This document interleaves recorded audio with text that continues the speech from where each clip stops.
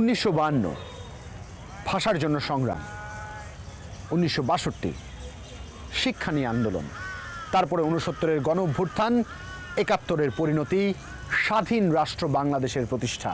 এই সব কিছুর সাথে যে বিষয়টি ওতপ্রোতভাবে জড়িত ছিল তা হচ্ছে ছাত্রদের ছাত্র রাজনীতি করবার অধিকার। কিন্তু 28 বছরের একটা শূন্যতা ছাত্রদের এই রাজনীতি থেকে অনেক দূরে নিয়ে গেছে। ছাত্র সংসদগুলো প্রায় বিলুপ্ত। সেই প্রেক্ষাপটে যখন ডাকসু নির্বাচন হয়েছে, আমরা আশাবাদী সুদিনগুলো ফিরে আসবে। আর তাই জুলহাস জুবায়ের ভয়েস টিম সহ এই প্রজন্মের প্রতিনিধির কাছে এসেছি জানতে তাদের কাছ থেকে তাদের দৃষ্টিতে তারা এই ছাত্র সংসদের প্রয়োজনীয়তা কতখানি বোধ করছে। একটু তোমাকে দিয়ে শুরু করতেছে।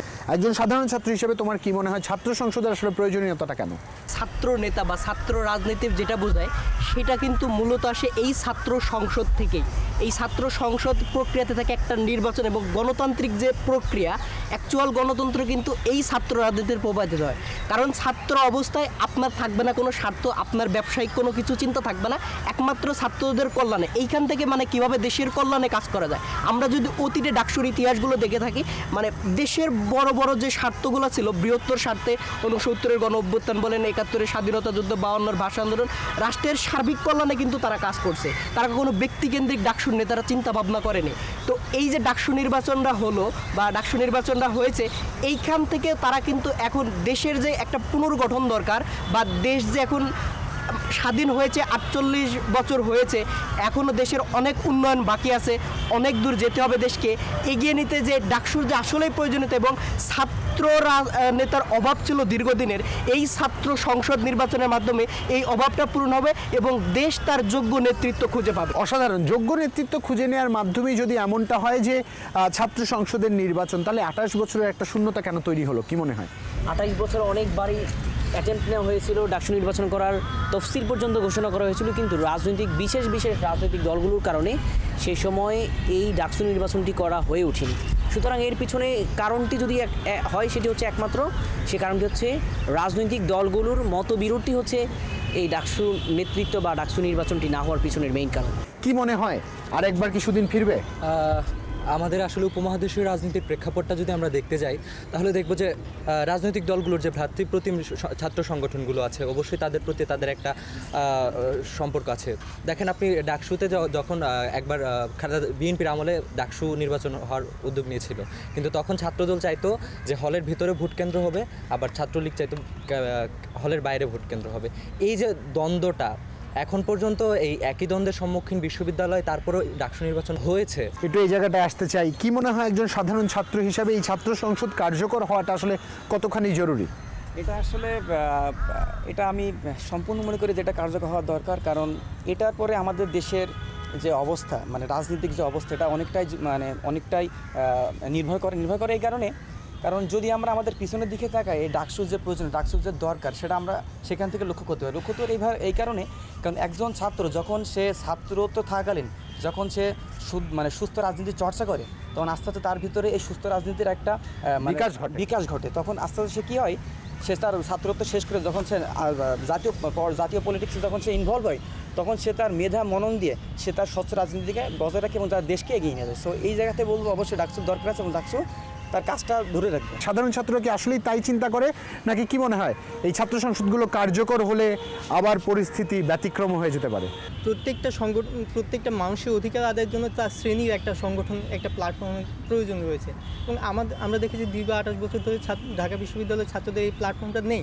তাতে কি হয়েছে যে আমাদের ছাত্রছাত্রীদের বিশ্ববিদ্যালয়ের সাথে যে পড়াশোনার বিষয়টা ছাড়া সরাসরি অন্য কোনো মাধ্যম নেই বিশ্ববিদ্যালয়ের সাথে। কিন্তু দেখা যাচ্ছে যে যদি আমরা আমাদের অধিকারগুলো আদায় করতে চাই, আমাদের একটা প্ল্যাটফর্মের প্রয়োজন রয়েছে। যে কারণে দেখা যাচ্ছে এই যে দীর্ঘ সময়টা, এই সময়টা কিন্তু ছাত্রদের অধিকারই কিন্তু অনেকটা খর্ব হয়েছে। এই অধিকারটা আদায় করার জন্য ডাকসুটা আসলে খুবই প্রয়োজন, এটাতে কোনো সন্দেহ নেই যে অধিকার আদায়ের জন্য এটা অনেক বেশি প্রয়োজন। শিক্ষার্থীরা মনে করছে তাদের মতো করে সারা দেশব্যাপী ছাত্র সংসদের প্রয়োজনীয়তা রয়েছে। কীভাবে প্রভাব ফেলবে তারও একটা ইঙ্গিত দিল। তবে বিস্তারিত জানবো ছোট্ট একটা বিরতির ওপারে। Stay tuned. স্বাগত আরও একবার। দেখছেন ভয়েস, শুনছেন ভয়েস। এই পর্যায়ে যেটা জানতে চাইব, সারা দেশের ছাত্র সংসদগুলোকে কার্যকর করতে এই ডাকসু নির্বাচনের কোনো প্রভাব পড়বে কিনা? তোমাকে দিয়ে আরও একবার শুরু করতে চাই। অবশ্যই প্রভাব পড়বে, কারণ আমরা জানি যে 1921 সালে যখন ঢাকা ইউনিভার্সিটি প্রতিষ্ঠা হয়, তারপরে 22 কিংবা 23 থেকে এই ডাকসু নির্বাচনটি শুরু হয় এবং অতঃপর বাংলাদেশের যে ইউনিভার্সিটিগুলো স্টার্ট হয়, বিভিন্ন ইউনিভার্সিটি তখন আন্দোলন করে হচ্ছে এরকম ডাকসু নির্বাচন করার জন্য। এবং আমরা জানি এবার যখন ঢাকা ইউনিভার্সিটির যে ডাকসু নির্বাচনের তফসিল ঘোষণা হয়, এরপরে জাহাঙ্গীরনগর, তারপর হচ্ছে আপনার জগন্নাথ ইউনিভার্সিটি, রাজশাহী ইউনিভার্সিটি, সব বিভিন্ন ইউনিভার্সিটি তারাও শিক্ষার্থীরা আন্দোলন করছে তাদের যে ছাত্র সংসদ রয়েছে ছাত্র সংসদ নির্বাচনের জন্য। আমরা যদি এখন এই ডাকসু নির্বাচনের পরে যদি অন্যান্য ইউনিভার্সিটিগুলো যদি একই রকমভাবে জেগে উঠতে পারে তাদের অধিকার আদায়ের দাবি নিয়ে, তাহলে আমি মনে করি যে অন্যান্য বিশ্ববিদ্যালয়গুলো বা কলেজগুলোতেও এই ছাত্র সংসদ নির্বাচনগুলো রেগুলারলি হবে এবং এই নির্বাচনগুলোর মাধ্যমে তাদের যে অধিকার রয়েছে এই অধিকারগুলো তারা বাস্তবায়ন করতে পারবে। কি মনে হয় আগামী দিনের রাজনৈতিক ব্যক্তিত্ব কিংবা দেশ পরিচালনার যে নেতা, সেই নেতা খুঁজে বার করতে এরকম সারা দেশে প্রভাবটা কার্যকর হবে কিনা? আমরা যদি দেখি যে আমাদের যেসব বিভিন্ন পাবলিক ভার্সিটি রয়েছে, পাবলিক ইউনিভার্সিটিগুলো রয়েছে, সেগুলোতে দেশ সেরা মেধাবীগুলোই আসে এবং এরা পড়াশোনা শেষ করে তাদের সব পড়ালেখা শেষ করার পর দেশের উচ্চ পর্যায়ে যেয়ে বসে। তখন তারা যখন সেই পর্যায় থেকে দেশটাকে পরিচালনা করে তখন তাদের নিজেদের একটি দায়বদ্ধতা থাকে। এই ডাকসু এই দায়বদ্ধতা তৈরি করবে বলে আমি মনে করি এবং এর মাধ্যমেই সুষ্ঠু একটি রাজনৈতিক পরিবেশ। অসাধারণ। ডাকসুর অনুপস্থিতিতে ঢাকা বিশ্ববিদ্যালয়ের কথা যদি শুধু বলি, টিএসসি নির্ভর অনেক সংগঠনকে দেখেছি আমরা সক্রিয় হয়ে কাজ করতে এবং তারা তাদের মতো করে বেশ ভালোই করছিল। অন্তত এইটাই আমাদের দৃষ্টিতে ধরা পড়েছে। কি মনে হয় সংস্কৃতি, খেলাধুলা, অন্যান্য আরও যে ক্ষেত্রগুলো আছে যে এখন সংগঠন নির্ভর ছিল, সাংগঠনিকভাবে বা কেন্দ্রীয়ভাবে এখন পরিচালিত হবার কোনো সুযোগ তৈরি হচ্ছে কিনা? আমাদের তৃতীয় শ্রেণী, চতুর্থ শ্রেণী সবার আজকে ইউনিয়ন আছে, কিন্তু আমাদের যখন ছাত্র সংসদে ইউনিয়ন ছিল না তখন আমার একার কথা কিংবা টিএসসির একার ডিবেট কাউন্সিলের কথা কিন্তু প্রশাসনের কাছে যেত না। যখন ডাকসুর একজন প্রতিনিধি হিসাবে সিনেটে যখন আমাদের এই সাংগঠনিক কিংবা টিএসসি ভিত্তিক সংগঠনগুলোর কথা বলবে তখন প্রশাসন সেটা শুনতে অবশ্যই বাধ্য হবে। সরকারি প্রতিষ্ঠানগুলো বা স্বায়ত্তশাসিত প্রতিষ্ঠানগুলোর পাশাপাশি কিন্তু বেসরকারি প্রতিষ্ঠানগুলো চাইছে তাদেরও যাতে এই ছাত্র সংসদগুলো কার্যকর হয়। কিন্তু দুঃখের বিষয় হচ্ছে অনেক ক্যাম্পাসে গেলে আমরা দেখতে পাই লেখা আছে রাজনীতি ও ধূমপান মুক্ত প্রতিষ্ঠান।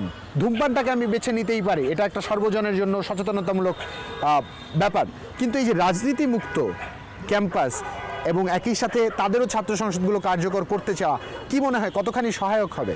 যদি আমরা আমাদের জাতীয় নির্বাচনে দেখি যে এই নির্বাচনে প্রচুর পরিমাণে ব্যবসায়িক এবং যে বিভিন্ন প্রফেশনাল থেকে অনেকে এসেছে, কিন্তু ভালো যে রাজনীতি সম্পন্ন ব্যক্তিত্ব তারা কিন্তু আসেনি। যদি প্রাইভেট এবং পাবলিক ইউনিভার্সিটি থেকে যদি মেধাবীরা যদি রাজনীতিতে আসে তাহলে সেটা আমাদের দেশের জন্য ভালো হবে, জাতির জন্য ভালো হবে, সমাজের জন্য ভালো হবে। অসাধারণ। একটু পাশে যে আছে তার কাছে চলে যেতে চাই। আমরা জানি আমাদের ছাত্র রাজনীতির একটা সোনালী অতীত আছে, যেখান থেকে প্রতিযশা বেশ কিছু রাজনীতিবিদদের আমরা উঠে আসতে দেখেছি যারা দেশ পরিবর্তনে ভূমিকা রেখেছেন। এত বছর পরে আবার নতুন করে এই প্রক্রিয়া শুরু হচ্ছে। কি মনে হয় সারা দেশের রাজনৈতিক চিত্র কি নতুন করে কোনো মোড় নিবে কিনা? দেখেন, আজ আমরা যাদেরকে কখনোই কোথাও দেখি নাই, রাজপথে দেখি নাই, কোনো আন্দোলনে দেখি নাই, তারা হঠাৎ এমপি মন্ত্রী হয়ে যাচ্ছে। এই ছাত্র সংসদ রাজনীতি না থাকার ফলে দেখা যাচ্ছে যে এ সমস্ত লোক এই এমপি মন্ত্রী হচ্ছে। কিন্তু যদি আমাদের এই ছাত্র সংসদ এই রাজনীতি সবখানে সরকার এবং বেসরকারিভাবে চালু থাকে, দেখা যাবে এই ছাত্রদের মাঝ থেকেই বিভিন্ন নেতা মন্ত্রী উঠে আসবে, দেশ পরিচালনার ক্ষেত্রে আরও বড় অবদান রাখবে তারা। এবং বাংলাদেশ যেহেতু একটা উন্নয়নশীল দেশ, সেই ক্ষেত্রে বাংলাদেশ উন্নত দেশে পরিণত হওয়ার জন্য এই ছাত্র সংসদটা খুবই জরুরি এবং এর ফলে আমরা ছাত্রদের যে অধিকারগুলো সেগুলো খুব ভালোভাবে প্রতিফলিত হবে। শিক্ষার্থীরা তাদের মতো করে চিন্তা করছে যে দেশের সামগ্রিক রাজনৈতিক রূপচিত্র কিছুটা হলেও বদলে যাবে। বিশিষ্টজনেরাও ঠিক তেমনটাই মনে করছেন। তবু আমরা অপেক্ষা করতে চাই এর প্রায়োগিক দিকে তাকিয়ে থেকে। এই পর্যায়ে আরও একটা বিরতির ওপারে এসে ছাত্রদের চাওগুলোর আরও উত্তর খুঁজব। Stay tune. স্বাগত আরও একবার। শিক্ষার্থীদের সাথে কথা হচ্ছিল ছাত্র সংসদের কার্যকারী দিকগুলো নিয়ে। একটু তাদের দৃষ্টি দিয়ে জানতে চাই কেমন রূপ তারা চিন্তা করে রেখেছে ছাত্র সংসদের, কি প্রত্যাশা, কেমন হবে সারা দেশের ছাত্র সংসদের রূপগুলো। দেখুন, আজকে জাতীয় যে রাজনৈতিক দলগুলো আছে তারা নমিনেশন দেওয়ার ক্ষেত্রে বিভিন্ন মডেল, বিভিন্ন অভিনেত্রী বা ব্যবসায়ীদের খোঁজে। কেন খোঁজেন? কারণ তারা ফেস ভ্যালু পরিচিত। ছাত্র সংসদগুলো না থাকার কারণে একটা ফেস ভ্যালু তাদের তৈরি হয়নি। এখন যে ছাত্র সংসদ নির্বাচন চালু হলো, এর মাধ্যমে যে একটা জনপ্রিয় এবং নেতৃত্ব দেওয়ার যোগ্যতা সম্পন্ন একটা এই যে ফেস ভ্যালু এটা চালু হলো, এইখান থেকে একটা বড় একটা জাতীয় নেতৃত্ব তৈরি হবে এবং ছাত্রদের বিভিন্ন অধিকার, বিভিন্ন ক্যাম্পাসে যে বিভিন্ন তাদের যে অধিকারগুলো রয়েছে বা শিক্ষা খাতে যে গবেষণা বাড়াতে হবে, এই ধরনের যে বিভিন্ন দাবি দেওয়া রয়েছে, এইগুলো একটা আদায়ের একটা প্রেক্ষাপট কিন্তু এই ছাত্র সংসদের মাধ্যমে তৈরি হয়েছে। আমি মনে করি বর্তমানে মানে ইউনিভার্সিটি বা হচ্ছে কলেজগুলোতে নিজস্ব অনেক সমস্যা রয়েছে। যেমন আমরা ঢাকা ইউনিভার্সিটি যদি তাকাই, আমাদের হচ্ছে মানে শুক্রবার বা শনিবার বা যে কোনো ছুটির দিনে ঢাকা ইউনিভার্সিটি ক্যাম্পাস এমন হয়ে যায় যেটা পার্ক, শিক্ষার যে মানের সাথে এটি সম্পূর্ণ সাংঘর্ষিক অবস্থা।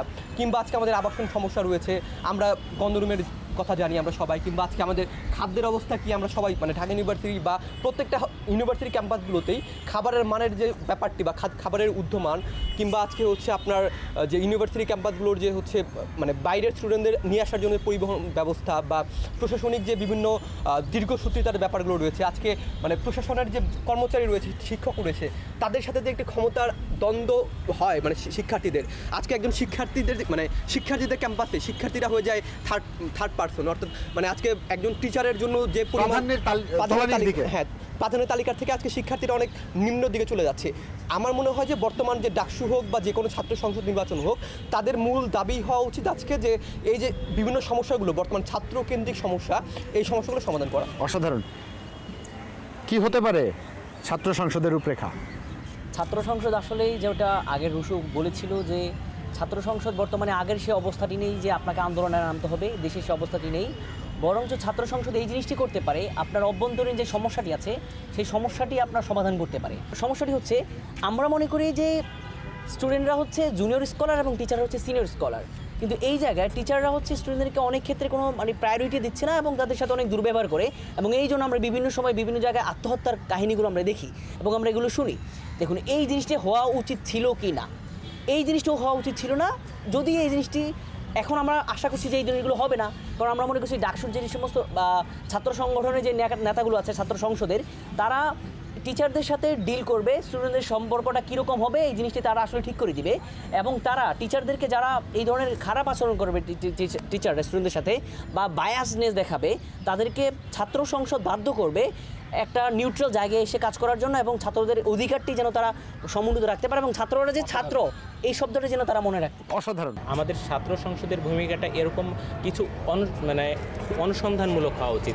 উদাহরণস্বরূপ আমি বলতে চাই যে ঢাকা বিশ্ববিদ্যালয়কে প্রাচ্যের অক্সফোর্ড বলা হয়, কিন্তু আমরা যদি শিক্ষাগত মান এবং গুণগত উৎকর্ষের দিকে দেখি তাহলে দেখব যে আমরা ঢাকা বিশ্ববিদ্যালয়ে ততটা উৎকর্ষে পৌঁছাতে পারেনি। বিভিন্ন বিশ্ববিদ্যালয় থেকে যে পরিমাণে স্কলার বের হয়ে আসার কথা, কিংবা বিশ্ববিদ্যালয়ের যে লক্ষ্য জ্ঞান সৃষ্টি করা, জ্ঞান অন্বেষণ না করে নতুন জ্ঞানের সৃষ্টি করা, এই বিষয়গুলোর প্রতি ডাকসুর নেতৃবৃন্দরা প্রয়োজনীয় দৃষ্টি দিবেন এবং তারা এই বিষয়গুলোর প্রতি অনুসন্ধান করবেন কিভাবে এই জিনিসগুলো সৃষ্টি করা যায়। অসাধারণ। বাজেটে যে শিক্ষার্থীদের জন্য যে বরাদ্দ অংশটা থাকে আজকে তা হচ্ছে না।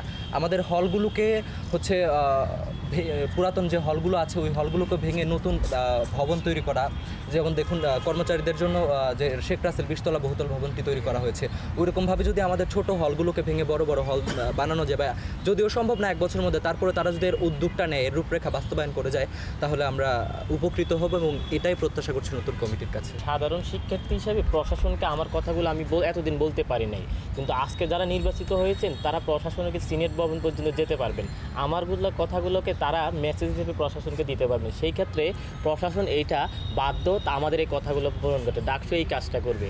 এই ডাকসু বা এই ছাত্র সংসদ হবে একটা মিডিয়া কেমন, আমি আজকে ভালো খেতে পারি না, আমি আজকে রিসার্চ করতে পারি না, আমি আজকে ভালো আবাসন থাকতে পারি না, তো আমি তো কোনো সংগঠনের সদস্য নই বা আমি তো কোনো সিনিয়র সদস্য নই, আমার কথাটা কে শুনবে, আমার কথাটা কে শুনবে বা কে আমার কথাটা মূল্যায়ন করবে?